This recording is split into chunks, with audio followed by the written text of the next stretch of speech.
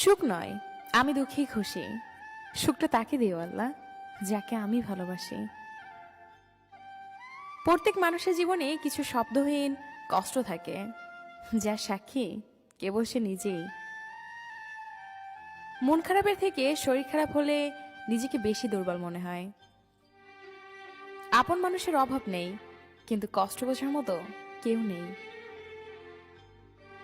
হাসির পেছনে কান্না, রাগের পেছনে ভালোবাসা, আর চুপ থাকার পেছনের কারণ খুব কম মানুষই জানে। টাকাই এখনকার দিনে সবচেয়ে গুরুত্বপূর্ণ। টাকা থাকলে বন্ধুত্ব, ভালোবাসা, পরিবার সবাই তোমার পাশে থাকবে।